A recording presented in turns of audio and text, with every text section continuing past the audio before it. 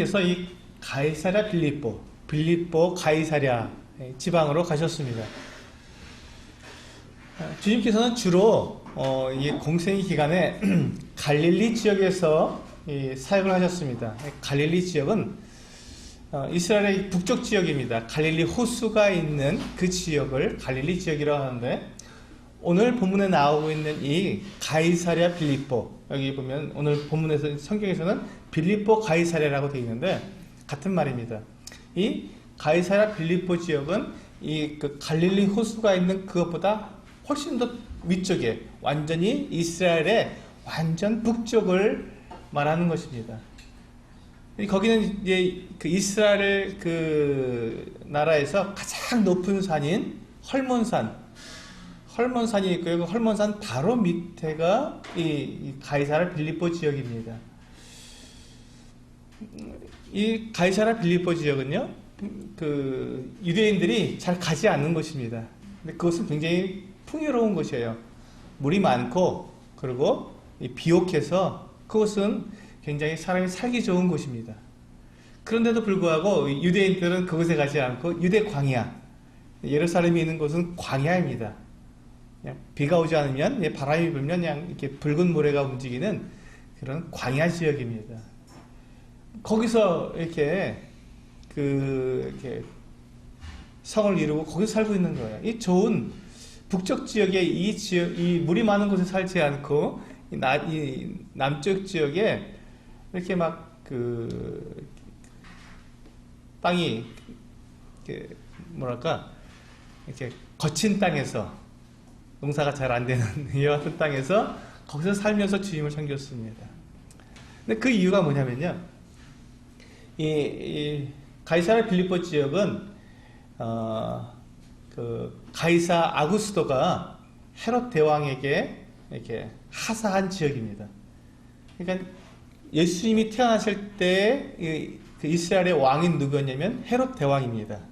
이 헤롯 대왕이 이제 그 다스릴 때, 이 헤롯 대왕은 굉장히 이 정치적인 수완이 뛰어난 사람이었어요. 그래서 그 사람은 원래 이두메 사람이기 때문에 유대인의 왕이 될 수 없는 사람입니다. 그런데 그가 유대인의 왕이 되었어요. 이스라엘의 왕이 되었습니다. 어떻게 그렇게 됐냐면, 로마가 그 당시에 이스라엘을 이렇게 식민지로 삼았기 때문에, 정복하고 있었기 때문에 로마 황제에게 정치적으로 이 뇌물을 바치고 그가 여러 가지 수완을 발휘해서 왕으로, 이 황제에 의해서 왕으로 책봉돼서 온 거예요. 그러니까 원래 이스라엘 백성들에 의해서 세워진 옹립된 그 어떤 왕이 아니라 다 거꾸로 위로부터 낙하산 인사가 된 거죠.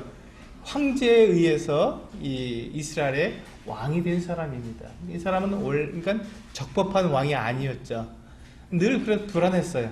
그래서 그 헤롯 대왕이 이스라엘 백성들에게 이 환심을 사기 위해서 그래서 이 솔로몬 성전이 이제 다 무너졌고, 다시 그 스룹바벨에 의해서 다시 재건됐는데 굉장히 볼품이 없었습니다.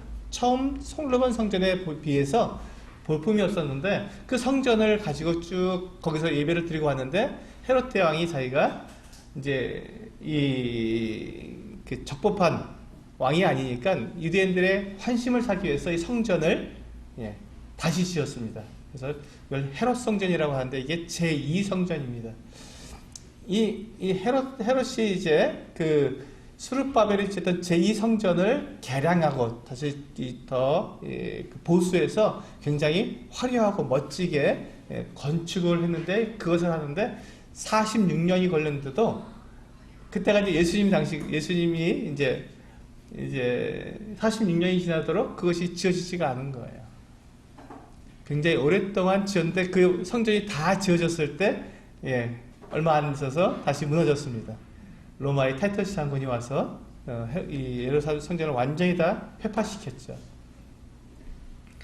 그래서 헤롯 성전을 지을 정도로 그렇게 유대인들의 환심을 샀는데, 이제 그때 이 헤롯 대왕이 그 로마 황제에게 정치적인 수단을 잘 발휘했기 때문에 이 이스라엘 땅에서 가장 좋은 것을 이 헤롯 왕에게 선물로 준 거예요. 그것이 바로 가이사랴 빌립보입니다. 근데 거기가 이제 좋았는데 거기에다가 헤롯 왕의 아들인 빌립 2세가 헤롯 빌립 2세가 가이사랴 빌립보 지역을 굉장히 개발했습니다. 오늘날 신도시로 만든 거예요.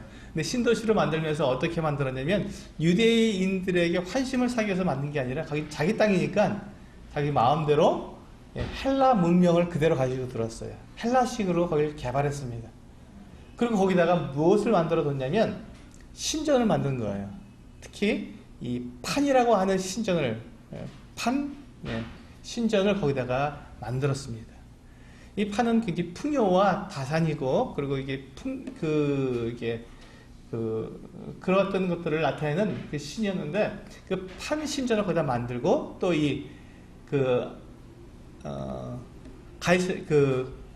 가이사 아구스토의 가이사의 그 같은 황제를 기리기 위해서 황제를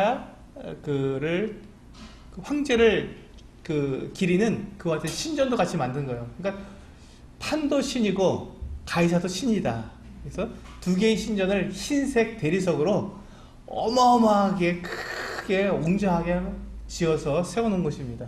또 바위를 파갖고 정말 웅장하게만 지금도 가면은 그 같은 유적이 남아 있습니다. 어마어마한 그 유적인데요. 그것을 만들어 놓고 거기에서 그러니까 그런 우상을 숭배했기 때문에 그 사람들이 유대인들은 그곳에 가지 않으려고 한 것이죠. 그 우상 단지가 다 있는데 유대인들은 거기 가고 싶지 않죠. 그래서 가이사랴 빌립보 지역은 유대인들이 잘 가지 않는 곳이고 거기에는 이 수리아 사람과 이 헬라 사람들이 와서 살았습니다. 이방인 지역이 돼버린 거예요. 이스라엘 땅이면서 불구하고 거기는 거의 이방인화된 그 같은 곳이었습니다. 그런데 주님께서 오늘 본문에 보면 이 제자들을 데리고 그 가이사랴 빌립보 지역으로 갔습니다. 그리고 거기 가셔서 거기가 굉장히 물도 많고 시원하고 참 쉬기 좋은 곳이거든요. 그곳에 가셔서 예수님께서 제자들에게 물으신 거예요. 뭐라고 물으셨습니까? 사람들이 인자를 누구라 하느냐, 나를 사람들이 누구라고 하느냐고 물으신 겁니다.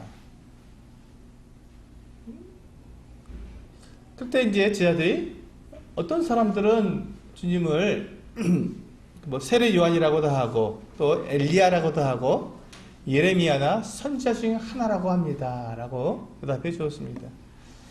그래서 주님께서 이 제자들에게 물었습니다. 그러면 너희는, 사람들은 그렇게 말하는데 그러면 너희는 나를 누구라 하느냐? 라고 물으셨습니다.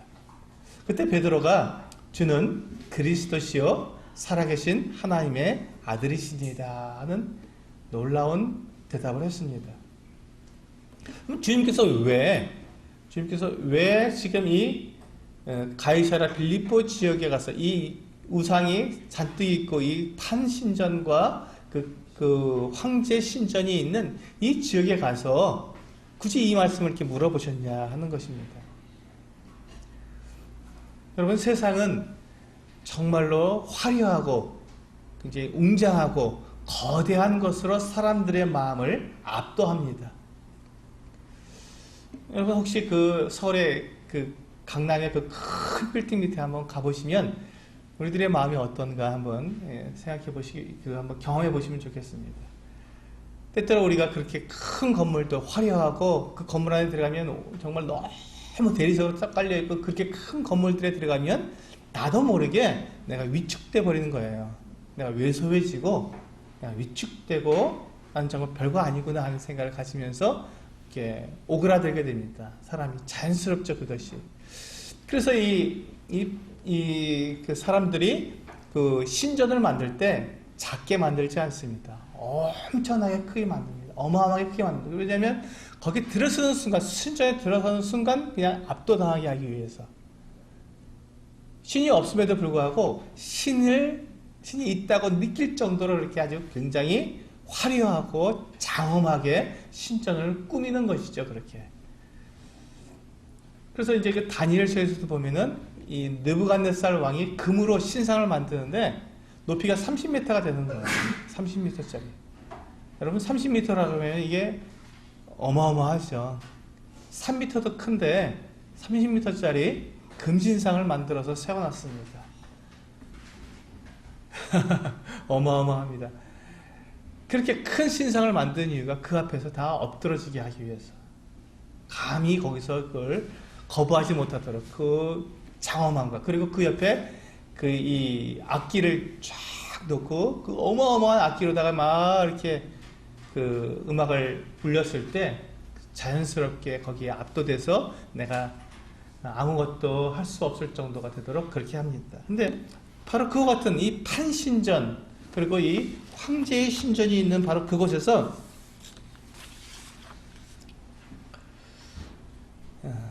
주님께서는 이렇게 물으신 거예요. 사람들은 그 신전 앞에 가서 그들의 마음을 빼앗깁니다. 신전을 보면서, 판신전을 보면서, 황제의 신전을 보면서, 야, 내가 저 신전에 들어가면 내가 저 신이, 판신이, 또 황제가 나를 행복하게 하고 나를 만족하게 하고 나의 모든 것을 다 채워줄 것이라고 하는 그와 같은 착각에 빠지도록 만드는 것이지요.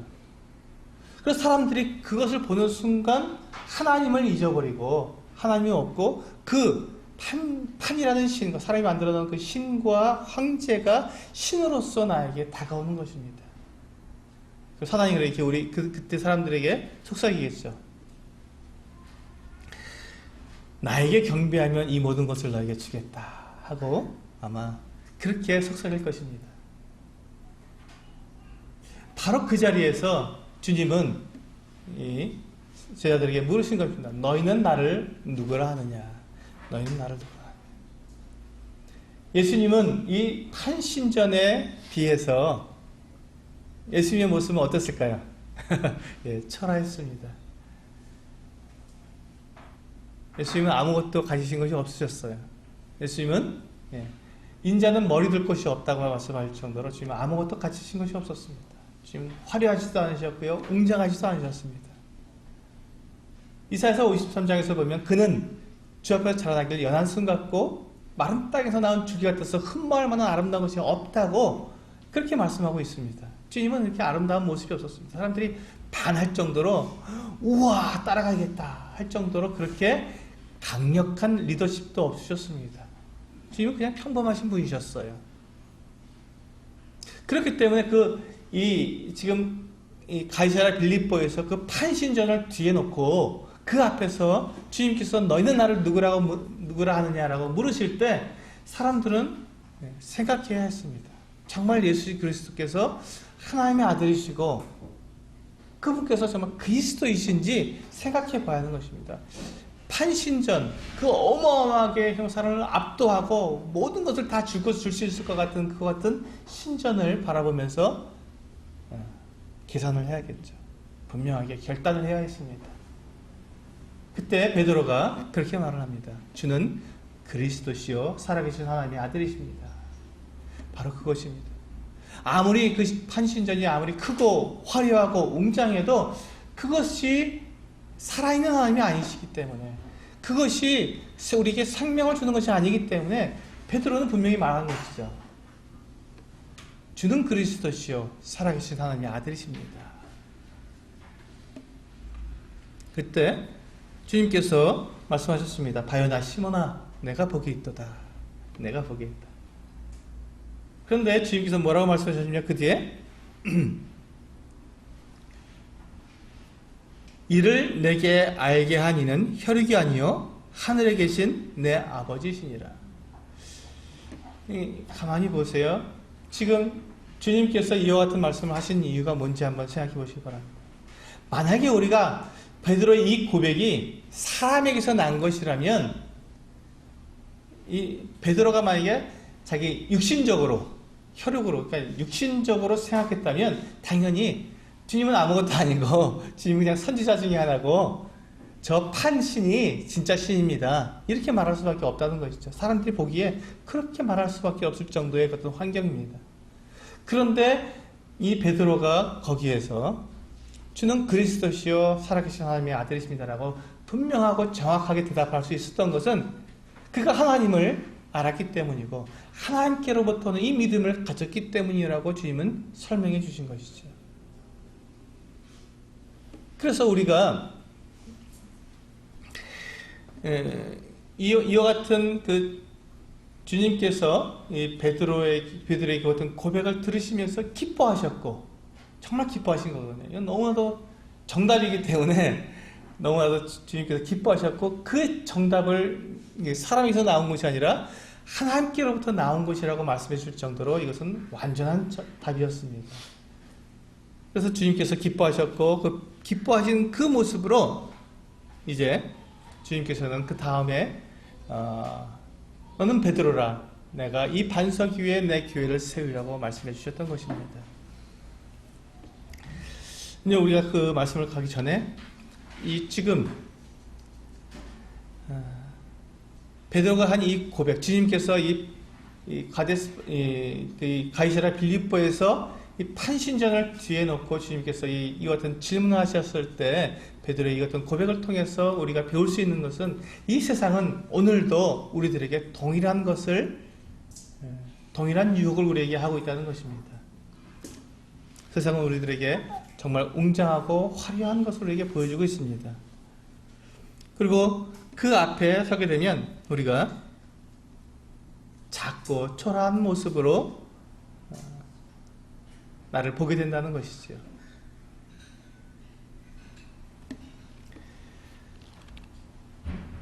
그런데 주님께서는 그 큰 세상 가운데서 우리들에게 도전하시는 것입니다. 너는 나를 누구라고 하느냐라고 우리에게 도전하고 계십니다.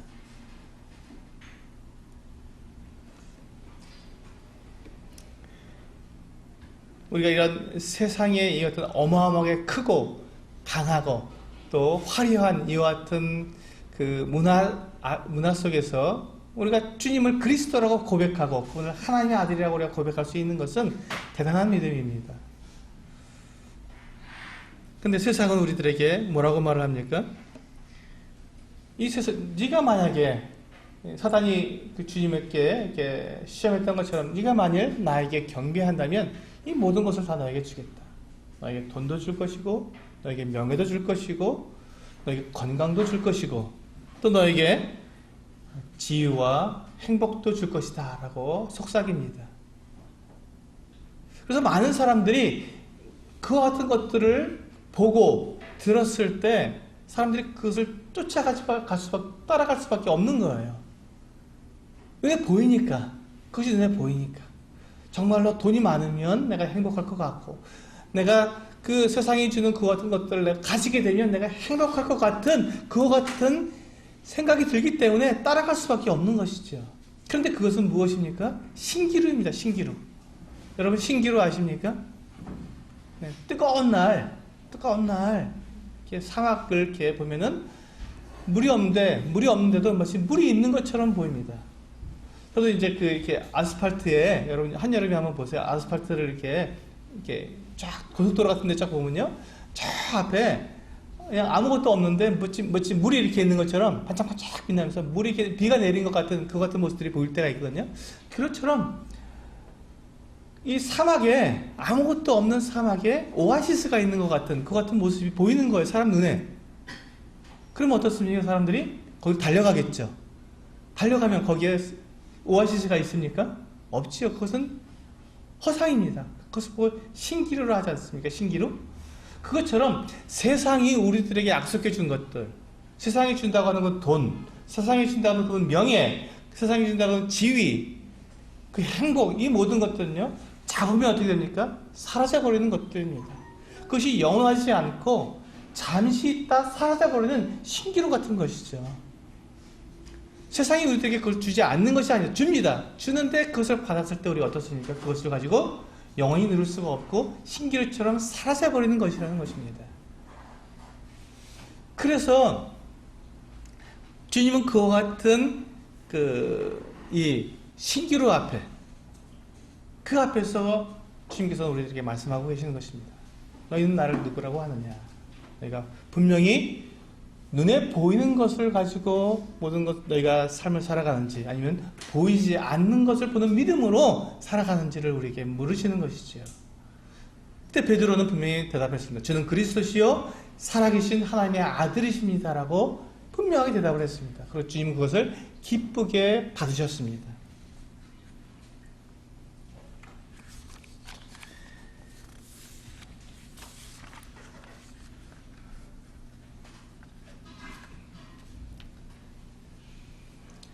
우리가 주님을 기쁘시게 하는 삶이 우리에게 필요한데, 주님을 기쁘시게 하는 삶은요, 믿음으로만 가능합니다. 주님을 기쁘시게 하는 삶은 무엇으로 가능하다고요? 믿음으로만 가능합니다. 믿음이 없이는 하나님을 기쁘시게 못하나니라고 히브리서 11장 6절에서 말씀하고 있습니다. 믿음이 없이면 하나님을 기쁘시게 할 수 없습니다. 우리가 하나님을 기쁘시게 하는 것은 오직 믿음으로 가능합니다. 근데 이 믿음이 무엇입니까? 믿음은 보는 것을 믿는 것이 아니라 보이지 않는 것을 믿는 것입니다. 신기루를 우리가 따라가는 것을 믿음이라 하지 않고, 보이지 않는 하나님의 그 말씀을 믿음으로 살아가는 것, 그것을 믿음이라고 말을 합니다. 그래서 이 세상의 그 거대한 것들, 우리를 압도하고 있고, 그리고 그 높은 지위에 있는 사람들, 많은 부를 가진 사람들, 이 많은 사람들이 마치 모든 것을 다 가진 것처럼 보이고, 그들을 따라가면 그들이 우리들에게 정말 그와 같은 걸 줄 것처럼 우리가 느껴지지만, 그러나 그것을 쫓아가는 순간 우리는 신기루에 빠져버리고 만다는 것입니다. 여러분, 요즘 그 뉴스 매체에서 계속 나오고 있는 이 사람들의 어떤 소식들, 유명한 사람들,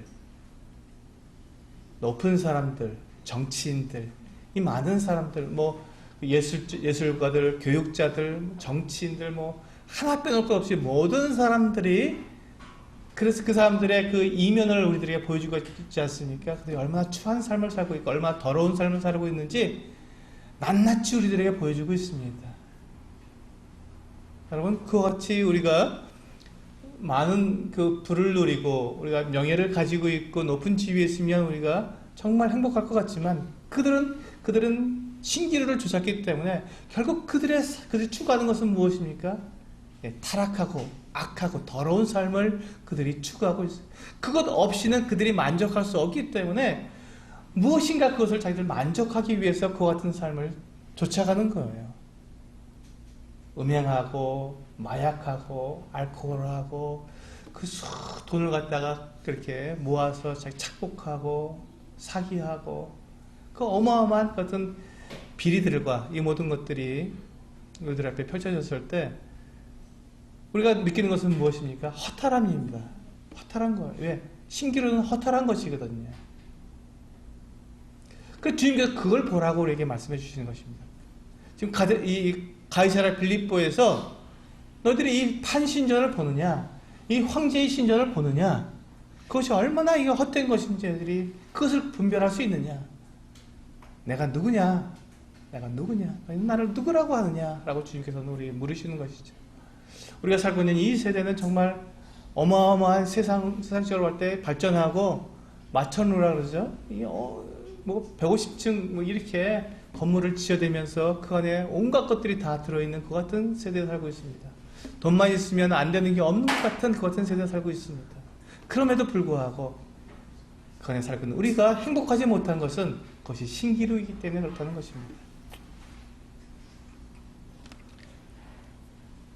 주님께서 이 베드로의 이와 같은 고백을 높이시어서 이렇게 말씀하십니다. 너는 베드로라. 내가 이 반석 위에 내 교회를 세우리라. 음부의 권세가 이기지 못하리라. 주님께서 베드로의 이름을 원래 시몬이었는데 베드로라고 이름을 바꿔주셨습니다. 게바라고 이제 히브리어로는 게바고요. 헬라어로는 베드로입니다. 요한복음 1장 42절에서 예수께서 보시고 이르시되 내가 요한의 아들 시몬이니 장차 게바라 하리라 하시니라. 게바는 번역하면 베드로라. 이렇게 말씀하고 있는데요. 이 베드로라는 말은, 게바라는 말은 반석이라는 뜻입니다. 반석. 바위라는 뜻이죠. 그래서 이 베드로는 반석과 같은 사람이었습니다. 그래서 이 로마 카톨릭에서는요, 천주교죠. 로마 카톨릭에서는 이 베드로가 반석이니까 여기서 보시면 이 반석 위에 내 교회를 세우려 하셨기 때문에 베드로가 초대 교황이다. 베드로 위에 주님께서 교회를 세우셨기 때문에 베드로가 초대 교황이다. 이런 것을 이 말씀을 통해서 주장합니다. 그런데 지금 주님께서 말씀하시고 있는 이 반석과 베드로라는 말은 조금 다릅니다. 그 부분은 이제 우리가 살펴봐야 되는데요. 주님께서 말씀하신 것은 이 베드로가 지금 고백한 이 고백을 한번 보십시오. 주는 그리스도시요 살아계신 하나님의 아들이시다 하는 이 고백이 어떤 고백인지 한번 생각해 보시기 바랍니다. 주님께서 그 어마어마한 신기로 같은 눈에 보이는 그 화려함 가운데 초라한 주님을 보이지 않는 그 영광을 바라보면서 고백한 그 고백이기 때문에 주님 그 고백을 높이 사신 것이죠. 그래서 그 고백이 그렇게 중요하다고 말씀하고 계신 것입니다. 그 고백이 중요한데 그 고백의 대상이 누굽니까? 고백은 베드로가 했는데 그 고백한 그 대상은 누구죠? 주님, 예수님입니다. 그래서 이 베드로가 고백한 그 고백의 대상이 주님이시기 때문에 내가 이 반석이라고 할 때 그 반석은 바로 주님을 말하는 것이죠. 예수 그리스도를 말하는 것입니다. 그래서 주님께서 주님의 그 이름 위에 주님께서 주님의 교회를 세운다는 거예요. 그래서 보세요. 베드로 위에 교회를 세우면 베드로의 교회가 되겠지요. 주님께서 내 교회를 세운다고 하셨지 않습니까? 베드로의 교회가 아닙니다. 사람의 교회가 아니라 내 교회, 주님의 교회를 세우신다고 하셨기 때문에 그 반석, 그 기초는 주님이 되셔야 하는 것이죠. 그래서 성경에서는 계속해서 이 반석을 예수 그리스도라고 고린도전서에서 말씀하고 계시고, 그래서 우리는 이 반석을 주님이라고 고백을 합니다. 그렇다면 왜 주님께서 앞에서 너는 베드로라 하고 이렇게 말씀하셨을까? 바로 그것이 바로 베드로가 고백한 이 고백의 대상이 누구냐는 것이죠. 베드로가 한 이 고백은 대단히 중요한 고백이고, 이 고백이 바로 그리스도를 나타내기 때문에 이 고백에 대해서 중요하게 여기는 거예요. 그래서 우리가 교회에 붙는 사람들, 이 기초는 예수 그리스도고, 요 기초 위에 세워지는 교회들은 바로 이 동일한 고백을 통해서 더해지는 것입니다. 그러니까 예수 그리스도를 믿었다고 고백하는 사람들은 바로 베드로가 한 이 고백처럼 주는 그리스도시요 살아계신 하나님의 아들이십니다라고 고백하는 사람들이 교회로서 이 주님의 그 반석 위에 교회로 세워져 가는 것이지요. 우리는 교회는 건물이 아니라 그리스도를 믿는 이 거듭난 사람들에 모여서 교회가 이루어지는 거기 때문에 우리 거듭난 사람들이 한 사람 한 사람이 바로 그 어떤 고백을 통해서 주는 그리스도시요 살아계신 하나님의 아들이시라는 이 분명한 고백을 통해서 교회로 더해지고 세워져 간다는 것입니다. 정말 놀랍지 않습니까? 그렇기 때문에 베드로의 이 고백이 사람에게 혈육에서 난 것이 아니라 내 아버지로부터 나왔다고 그렇게 주님께서 말씀하시는 것이죠. 그래서 우리들의 믿음의 고백은 하나님께로부터 난 것들입니다. 누가 주의 성령께서 우리에게 하시지 않고는 어떻게 주님을 예수 그리스도를 그리스도라고 고백하고 하나님의 아들이라고 고백할 수가 있을 사람이 없다는 것입니다. 그러므로 이 고백을 통해서 베드로가 이 반석처럼 놀라운 일을 했고, 이제 이 베드로의 이름에 걸맞는 놀라운 고백을 하게 된 것이죠. 그러나 베드로가 나타내는 반석은 우리 사람들이 생각할 수 있는 커다란 반석일 뿐, 교회의 기초가 될 수 있는 완전하신 반석, 살아있는 반석은 오직 예수 그리스도 그분밖에 없다는 것입니다. 그래서 이 예수 그리스도의 그 반석 위에 세워진 이 교회는 그래서 음부의 권세가 이기지 못하는 것입니다. 만약에 베드로 위에 세워졌다면 어떻게 됐습니까? 베드로가 결코 사단을 이기지 못하죠. 베드로는 어떤 사람입니까? 주님을 3번이나 부인했던 사람이에요. 베드로는 반석이 될 수 없, 교회의 기초가 될 수가 없습니다. 그렇기 때문에 주님께서 그 기초가 되시고, 주님께서 그 기초 위에 주님의 교회를 세우시는 것이죠. 사람의 교회가 아닙니다. 나의 교회가 아니고 주님의 교회입니다.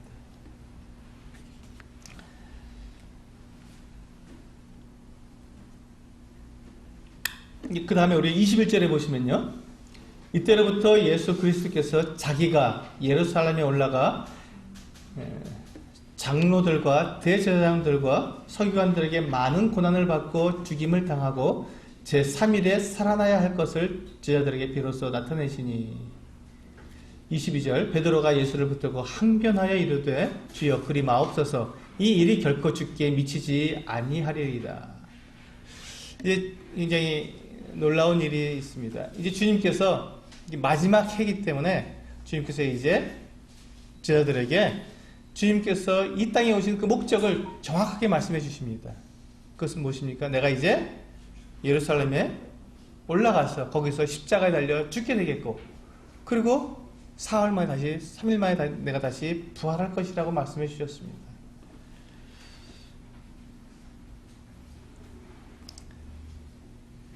그런데 주님께 이와 같이 말씀하시자 이 말을 들은 베드로가 어떻게 했습니까? 항변하고 말렸습니다. 왜 그랬습니까? 베드로가 주님을 사랑했기 때문에. 베드로는 주님을 사랑했어요. 지금 이렇게 고백했지 않습니까? 주는 그리스도시요 살아계신 하나님의 아들이십니다. 그런 주님께서 어떻게 십자가를 죽습니까? 주님께 결코 그런 일이 있을 수 없습니다. 절대 안 됩니다 하고 막아선 겁니다. 그만큼 베드로는 주님을 사랑했습니다. 주님을 사랑한 사람이에요. 사랑의 고백이죠. 그런데 베드로가 한 이 사랑의 고백이 오해에서 난 것이라는 것입니다. 오해에서 난 것이다. 왜? 무엇을 오해했습니까?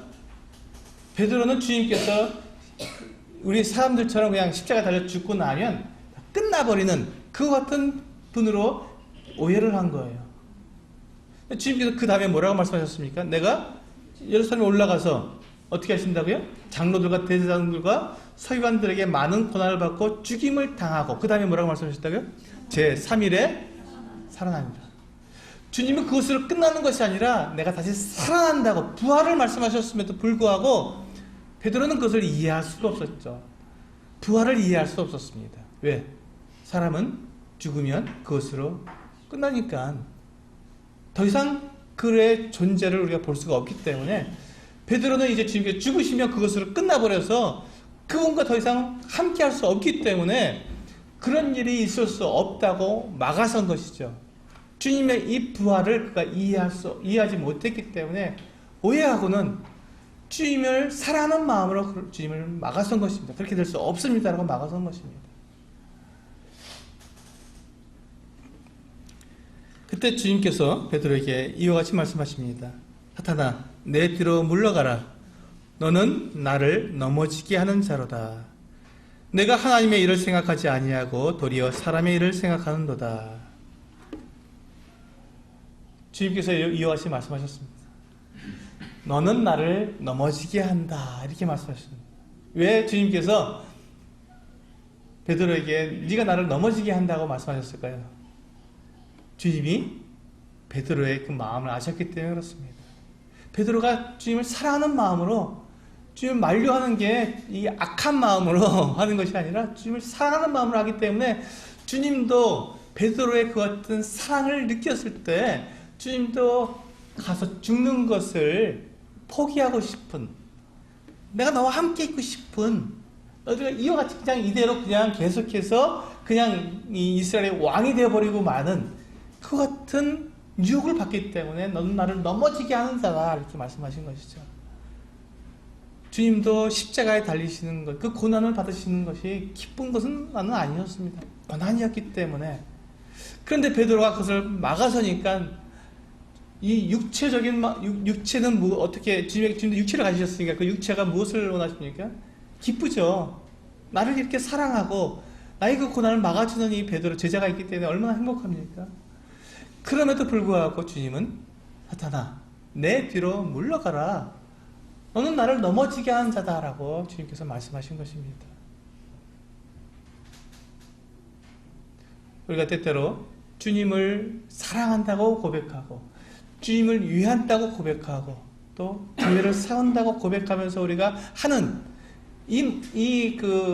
나의 일, 내가 하는 그 말, 내 행동, 결정, 이 모든 것들이 때로는 우리가 주님을 오해해서 주님을 방해할 수도 있다는 것입니다. 베드로처럼 베드로가 주님을 사랑했기 때문에 주님께서 십자가에 달리신 것을 막아섰는데 그것이 오히려 주님을 오해한 것이었고 베드로가 오히려 주님의 계획을 막는 방해자가 된 것입니다. 그래서 주님께서 그를 사탄이라고 말한 것이죠. 베드로가 사탄이 아니라 그 베드로가 하고 있는 그 일, 주님의 계획을 막고 주님께서 이 세상에 오셔서 사람들을 죄에서 구원하셔야 하는 이 주님의 이 구속사역을 주님께서 바로 그 목적을 위해서 오셨는데 그 모든 계획을 막아서는 것이 바로 이 사단의 일이기 때문에 주님은 베드로에게 사단아 내 뒤로 물러가라고 그렇게 말씀하신 것입니다. 내가 교회를 위하고 내가 주님을 위하고 주님을 사랑하기 때문에 이와 같은 일을 하고 이와 같은 말을 한다고 우리가 고백하지만 때때로 그것이 올바른 주님의 계획과 주님의 뜻을 알고 거기에 합당하게 우리가 하는 것이 아니라면 그렇지 않다면 베드로처럼 주님께 이와 같은 말을 들을 수도 있다는 것입니다. 사탄아 내 뒤로 물러가라 너는 나를 넘어지게 하는 자다라는 말을 우리도 들을 수 있다는 것이죠. 그래서 우리는 이 부분을 정말 조심스럽게 우리는 생각해야 합니다. 우리가 주님 앞에서 우리가 행할 때 주님을 사랑하기 때문에 우리가 행할 때 주님을 위해서 어떤 일을 우리가 행할 때 이것이 주님의 계획과 맞는지 주님의 뜻에 합당한지를 우리가 살펴보는 이유가 바로 그것입니다. 그것에 맞지 않으면 내가 아무리 열심히 하고 내가 최선을 다해도 그것이 오히려 주님을 방해하는 일이 되기 때문에 내가 사탄의 일을 하고 있기 때문에 사랑으로 하는 그 일이 원수의 일을 할 수 있기 때문에 우리는 그 일을 조심해야 한다는 것입니다.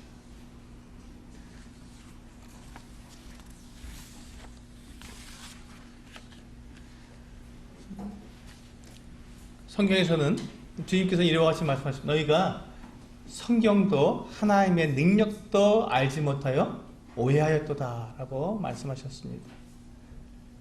우리가 주님을 오해하고 주님의 뜻을 오해하는 그 이유가 뭐냐면 성경을 알지 못하기 때문에 그렇습니다. 지금 주님께서 뭐라고 말씀하셨습니까? 내가 사흘 만에 다시 살아난다고 말씀하셨는데도 그걸 이해를 못한 거예요. 구약 성경에서도 계속해서 이 부활에 대해서 말씀하고 계시는데도 그 부분을 그들이 이 베드로와 이 제자들이 들으면서도 그것을 제대로 알지 못한 것입니다. 부활을 그냥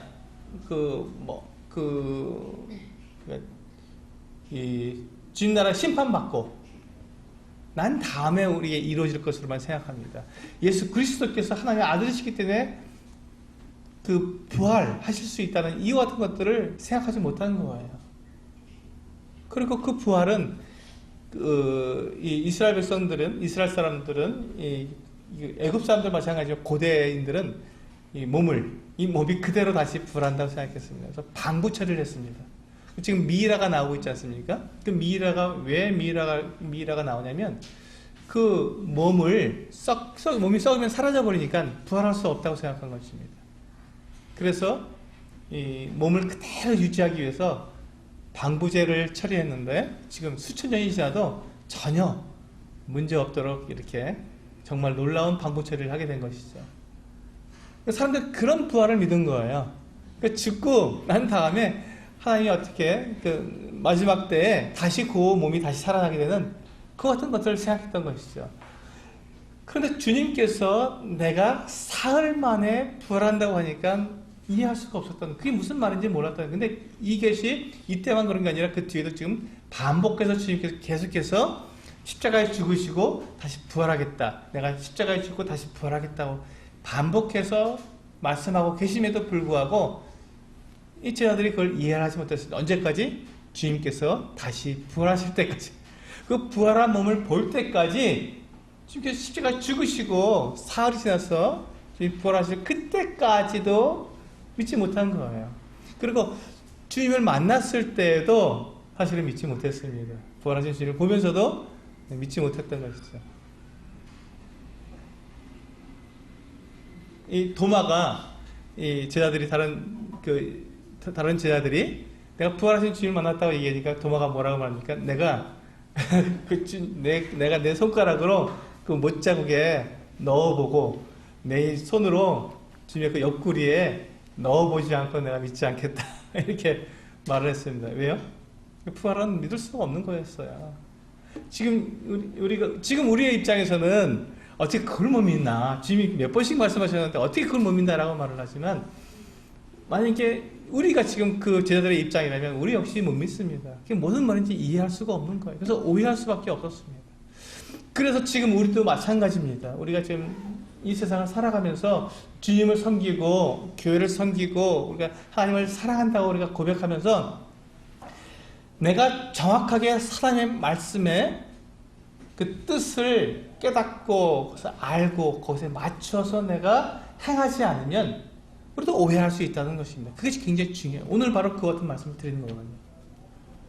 주님의 그 영광을 보면서도 그것을 영광을 오해하고, 주님의 그 부활을 들으면서도 부활을 오해해서 주여 그리 마옵소서, 결코 주님께 이런 일이 일어날 수 없습니다 하고 주님을 막아서는 그와 같은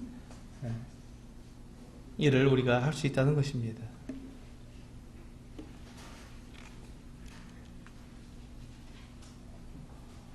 바울이 이와 같이 말하는 이와 같은 모습을 가만히 보시기 바랍니다. 베드로가 이와 같이 고백하는 것들을 가만히 생각해 보시기 바랍니다. 베드로는 지금 그가 예수 그리스도가 누구신지를 고백할 때는 놀라운 고백을 했습니다. 하나님께로부터 오는 놀라운 고백을 했지만, 두 번째 그가 예수님의 이 죽으심에 대해서 들었을 때는 그의 육체적인 생각으로, 육신의 생각으로 그것을 방해했던 것이죠. 막았던 것입니다. 예수님께서 이 세상에 오시고 하셔야 될 그 뜻을 그가 정확히 알았다면 그가 그것을 막지 않았을 것입니다. 그런데 그것을 알지 못했기 때문에 자연스럽게 육체가 원하는 대로, 육체의 욕심대로 그렇게 그가 말을 했던 것이죠. 그래서 우리가 주님의 일을 하게 될 때, 어떤 일을 우리가 행하게 될 때, 우리의 내 생각을 가지거나 또는 내 감정을 가지고 내가 그것을 행하거나 내 의지를 가지고 행하게 되면 우리는 주님의 뜻과 배치되는, 주님의 뜻과 맞지 않는 것 같은 삶을 살아갈 수 있다는 것입니다. 내 생각, 내 감정, 내 의지가 아니라 하나님의 말씀, 하나님의 뜻에 우리가 맞춰서 말하고 행동해야 한다는 것이죠. 우리 갈라디아서 말씀 한번 보시겠습니다. 갈라디아서 5장 19절부터입니다.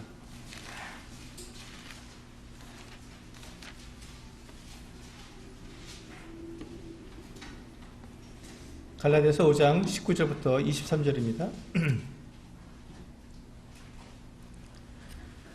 육체의 일은 분명하니 곧 음행과 더러운 것과 호색과 우상 숭배와 주술과 원수 맺는 것과 분쟁과 시기와 분냄과 당짓는 것과 분열함과 이단과 투기와 술취함과 방탕함과 또 그와 같은 것들이라. 전에 너희에게 경계한 것 같이 경계하노니 이런 일을 하는 자들은 하나님의 나라를 유업으로 받지 못할 것이요. 22절 오직 성령의 열매는 사랑과 희락과 화평과 오래 참음과 자비와 양선과 충성과 온유와 절제니 이 같은 것을 금지할 법이 없느니라. 여기 보시면 두 가지의 성품이 나옵니다. 첫 번째 것은 육체를 따라가는 육체의 일이 나오고 있고요. 두 번째는 성령을 따라가는 성령의 열매가 나타나고 있습니다. 내가 지금 내 생각, 내 감정, 내 의지로 내가 살아가고 있는지, 아니면 내가 내 안에 계시는 성령에 의해서 하나님의 뜻대로 내가 살아가고 있는지 그것을 구분하는 방법은 바로 여기에 있습니다. 그것을 분별하는 방법이 바로 여기 있어요. 그래서 육체의 일은 무엇을 한다고 되어 있습니까? 예, 음행과 첫 번째 보면 이 성적인 타락을 말씀하고 있어요. 19절에 보면 음행과 더러운 것과 호색, 다 성적인 타락입니다. 이런 일들을 하는 사람들은 지금 육체 일을 하고 있는 거예요. 성령과 관계없는 삶을 살아가고 있는 것입니다. 성경은 분명하게 우리들에게 말씀해주고 있는 것이죠. 이거는 너무 분명해서 우리가 이게 육체 일은 분명하다고 말씀하고 있지 않습니까? 너무 분명해서 헷갈릴 게 없는 거예요. 예, 그렇잖아요. 그래서 성적인 범죄를 하고 성적인 이와 같은 일들을 잘못된 일들을 하는 사람들은 당연히 성령에 의해서 살아가는 사람들이 아니라는 것이지요. 두 번째 20절에 보시면 우상숭배, 주술, 원수 맺는 것, 분쟁, 시기, 분냄, 당짓는 것과 분열함과 이단. 여기 보시면 우상숭배와 그 거짓 신들에 관련된 것이 있는데요. 여기에 뭐가 포함되어 있습니까? 분열과 당짓는 것과 분쟁과 시기와 이런 것들이 포함되어 있습니다. 그리고 뒤에 이단이 또 되어 있고요. 그러니까 이 거짓 종교와 거짓 신들과 같은 맥락의 게 뭐냐면 성도들 사이에서 분열을 일으키는 것, 당짓는 것, 교회 안에서 파벌이죠. 그리고 분쟁하는 거, 시기하는 거, 분내는 거 이런 것들이 육체의 일이라는 것입니다. 이건 분명한 거예요. 이건 우상숭배처럼 악한 것이라는 것입니다. 우상숭배와 동등한 거예요. 동일한 거예요. 우리는 우상숭배에 대해서 굉장히 우리는 이렇게 분명하게 거절합니다. 어떻게 믿는 그리스도인이 우상숭배를 하나 하지만 우리가 교회 안에서 이와 같이 분내고 또 당짓고 분열하고 시기하고 다투고 분쟁한다면 그것이 바로 우상숭배와 다를 바가 없다는 거 주님께서 말씀하고 있는 것이지요. 만약에 내 마음속에 내 행동 속에 내 생각 속에 이와 같은 것들이 있다면 그는 육체의 일을 하는 것입니다. 성령을 따라가는 것이 아닙니다. 주님께서 그렇게 말씀하고 계시죠. 세 번째는 무엇입니까? 21절에 보면 투기와 술 취함과 방탕함과 또 그와 같은 것들이라. 술 취하고 투기하고 방탕한 삶을 사는 것들. 방탕한 삶이 무엇입니까? 세상에서도 그건 손가락질 하잖아요. 먹고 마시고 취하고 누리는 삶. 요즘은 욜로라고 그래서요. 굉장히 사람들이 한 번 사는 인생이니까 실컷 즐기다 죽자 이렇게 말을 합니다. 그게 바로 이 방탕한 삶입니다. 자기의 미래를 생각하지 않고 오늘 이 하루를 족하게 살다가 끝내버리는 삶. 얼마나 사람들이 타락하겠습니까? 오늘 벌어서 오늘 다 먹고 치워버리는 거예요. 그런 사람들에게 미래가 있겠습니까? 장래에 대한 생각이 있겠습니까? 하나님에 대한 생각이 있겠습니까? 없습니다. 그냥 오늘을 즐기자. 그것이 욜로입니다. 그 같은 삶은 어떤 삶입니까? 짐승의 삶과 다름이 없습니다. 여러분 짐승들 생각해보세요. 짐승들 가만히 생각해보세요. 그냥 그날 하루 배부르면 사자가 배부르면요 토끼가 지나가도 절대 안 잡습니다. 그 코앞에서 놀아도요. 사자는 배부르면요 코앞에 토끼가 지나가도요 잡지 않습니다. 그날 배부르면 그건 끝이에요. 배고프면 코끼리도 잡아먹고 다 하지만 배가 부르면 자기 앞에 지나가는 토끼도 안 잡아먹는 게 사자입니다. 짐승들은 그렇습니다. 그냥 배부르면 그건 끝이에요. 오늘을 만끽하면 그것으로 끝인 것이 짐승의 삶입니다. 근데 지금 이 욜로라고 하는 삶이 바로 그와 같은 삶을 우리에게 보여주는 거예요.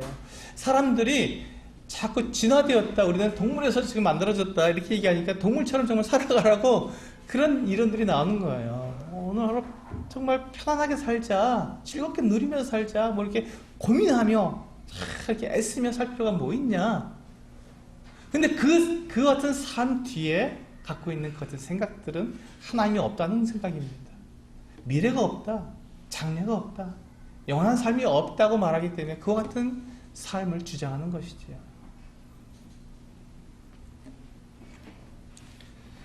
이와 같은 이 육체의 일들, 이와 같은 것들이 우리 가운데 있다면 우리는 지금 잘못 살아가고 있는 것입니다.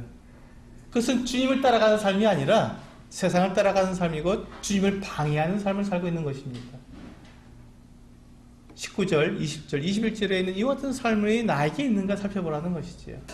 그리고 이제 21절과 22절과 23절에서 주님 우리에게 말씀하십니다.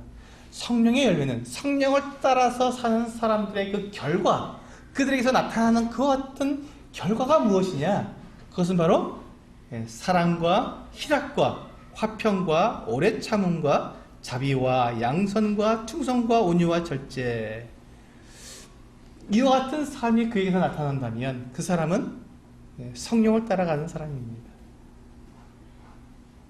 근데 만약에 이와 같은 것이 그 사람이 나타나지 않는다면 그게 문제가 있는 것이죠. 저희가 성령을 따라 산다고 말하고 내가 영적으로 충만하다고 말하고 내가 주님을 사랑한다고 말하면서 이 성령의 열매의 이 모습이 나에게서 나타나지 않는다면 그 사람은 잘못된 삶을 사는 것입니다.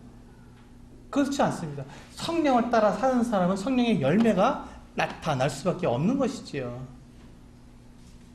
그래서 우리는 오해하지 말아야 합니다. 내 말에 있지 않고 내 행동에 있지 않고 나에게서 나타나는 열매에 있다는 것입니다. 내 열매가 과연 무엇을 말해주고 있는가? 내가 주님을 사랑하고 따라가고 있는가? 베드로는 주님을 사랑했지만 그가 잘못된 사랑을 했습니다. 오해했기 때문에.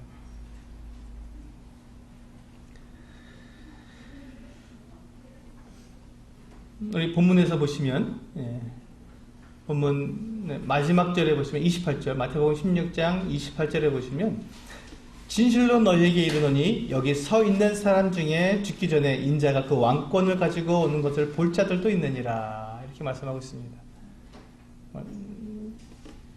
그리고 이것이 바로 주님께서 이 제자들에게 보여주시는 영광이지요. 그 영광을 이제 마태복음 17장에서 주님께서는 이 말씀을 이루어서 보여주고 계십니다.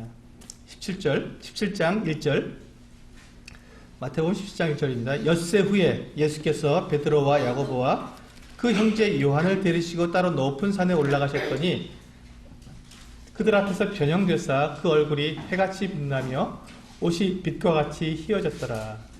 그때 모세와 엘리야가 예수와 더불어 말하는 것이 그들에게 보이거늘 베드로가 예수께 여쭈어 이르되 주여 우리가 여기 있는 것이 좋사오니 만일 주께서 원하시면 내가 여기서 초막 셋을 줍되 하나는 주님을 위하여 하나는 모세를 위하여 하나는 엘리야를 위하여 하리이다.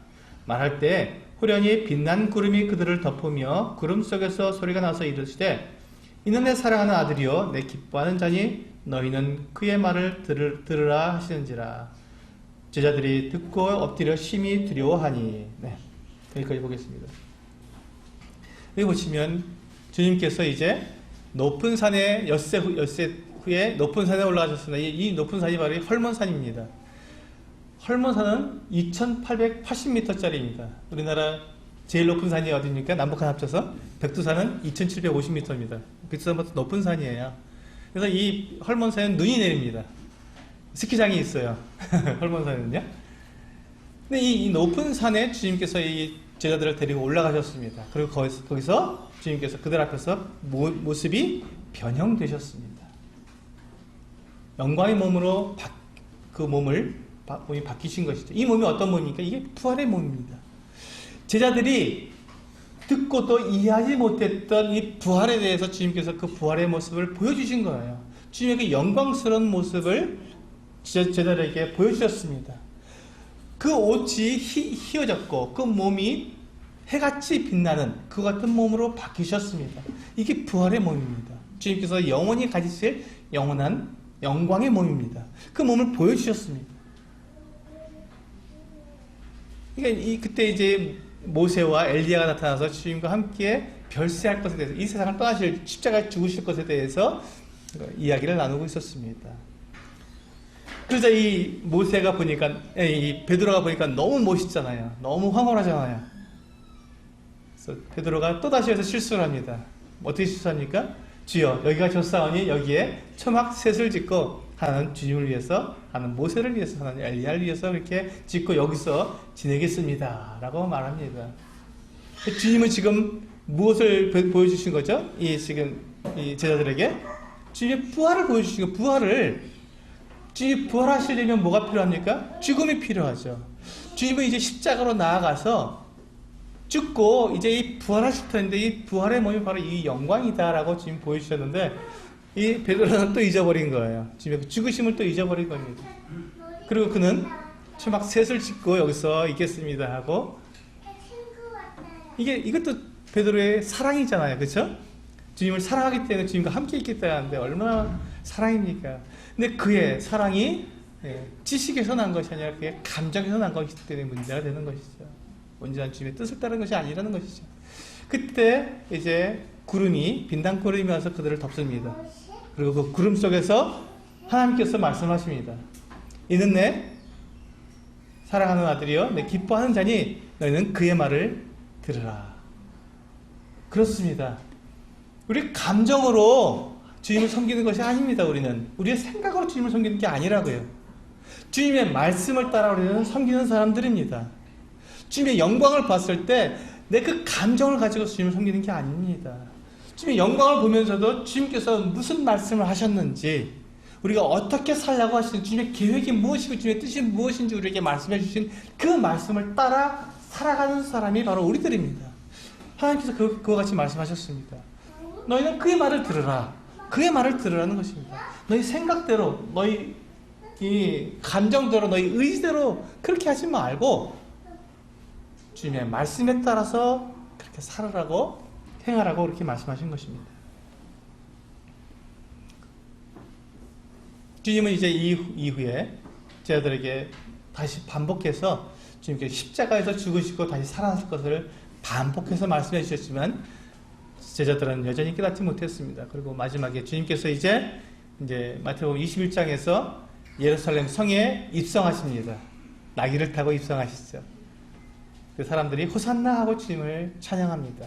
근데 그들이 어떻게 합니까? 며칠 후에 주님을 십자가에 못 박습니다. 십자가에 못 박으셔서 하며 주님을 십자가에 못 박습니다.